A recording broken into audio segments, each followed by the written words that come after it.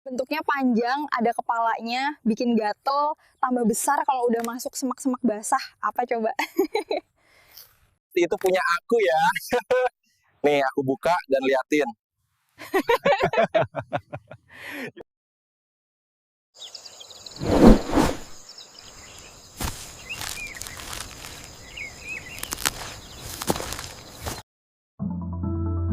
Di balik kesuburan pertanian, tersembunyi ancaman yang sering tak terlihat. Mereka kecil, licin, dan rakus. Ulat. Dari permukaan daun hingga ke dalam buah, mereka merusak tanpa ampun. Inilah kisah lengkap tentang ulat yang menyerang tanaman, musuh sejati di ladang petani. Ulat geraya adalah hama utama pertanian. Mereka aktif malam hari, menyerang tanaman muda dan berkembang cepat. Jenis paling merusak termasuk Spodoptera litura dan Spodoptera frugiperda atau fall armyworm. Serangan bisa mengakibatkan gagal panen jika tidak ditangani dini. Ulat daun kubis, Plutella xylostella. Dikenal sebagai diamondback moth, ulat ini menyerang daun kol, brokoli, dan sawi. Larvanya kebal terhadap banyak insektisida, sehingga pengendalian harus dilakukan sejak fase telur dan ulat muda. Panjang, berbulu, suka masuk lubang, dan bikin geli. Apa coba? Tuh pasti tuh, ulat bulu, ya kan? Ya kan?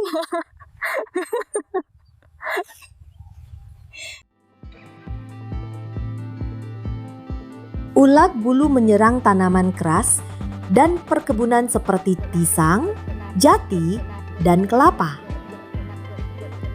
Beberapa jenis mengandung racun yang menyebabkan iritasi.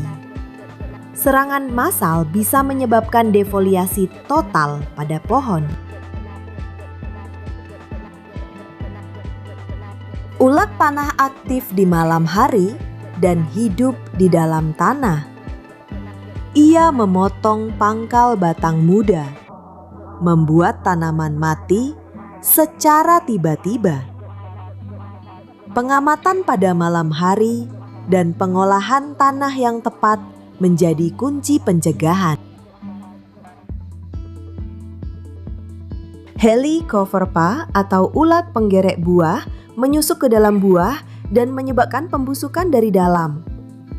Penanganan efektif mencakup penggunaan perangkap feromon dan tanaman refugia. Ulat adalah fase larva dari ngengat atau kupu-kupu. Mereka mengalami metamorfosis sempurna dan tiap tahap siklus hidup menjadi momen krusial untuk pengendalian.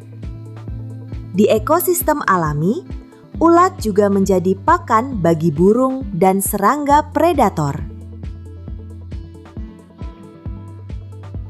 Menanggulangi serangan ulat tidak cukup hanya dengan menyemprot pestisida kimia.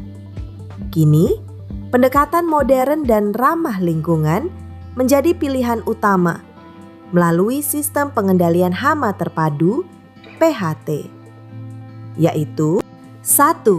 Monitoring dan deteksi dini. Langkah pertama adalah pengamatan rutin. Petani harus mengenali tanda awal serangan seperti lubang kecil pada daun, kotoran ulat, atau telur di bawah daun. Deteksi dini dapat mencegah ledakan populasi.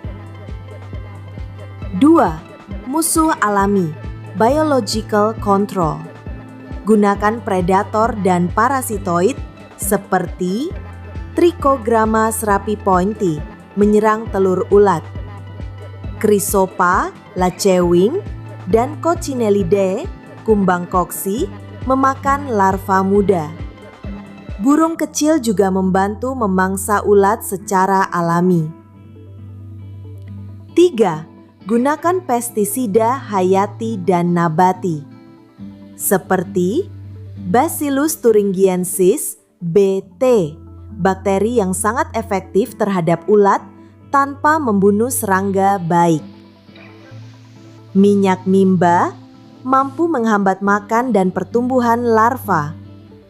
Fermentasi daun sirsak atau tembakau bisa digunakan sebagai semprotan alami. 4. Tanaman refugia dan tumpang sari. Menanam tanaman lain seperti jagung, kenikir, atau bunga matahari di sekitar tanaman utama dapat menarik predator alami dan mengalihkan ulat dari tanaman utama. Sistem ini juga menyeimbangkan ekosistem lahan. 5. Perangkap feromon dan cahaya. Perangkap feromon digunakan untuk mengelabui ngengat jantan agar tidak membuahi betina. Perangkap lampu juga efektif untuk menangkap ngengat dewasa pada malam hari. 6. Rotasi tanaman dan kebersihan lahan.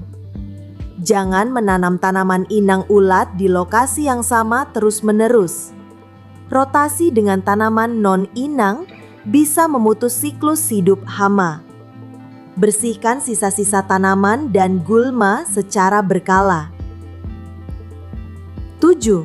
Penggunaan insektisida kimia secara bijak. Insektisida seperti abamectin, emamectin benzoat, chlorantraniliprol, dan spinetoram efektif jika digunakan berdasarkan ambang ekonomi pengendalian. Jangan menyemprot sembarangan agar tidak menimbulkan resistensi. Pengendalian ulat tanaman harus dilakukan dengan cerdas dan berkelanjutan. Gunakan musuh alami, semprotan hayati, dan strategi tanam yang tepat. Jangan hanya bergantung pada bahan kimia. Inilah kunci pertanian modern yang ramah lingkungan, sehat, dan menghasilkan panen maksimal. Dalam dunia pertanian, ulat bukan sekadar serangga. Mereka bisa jadi bencana atau bisa dicegah menjadi ancaman.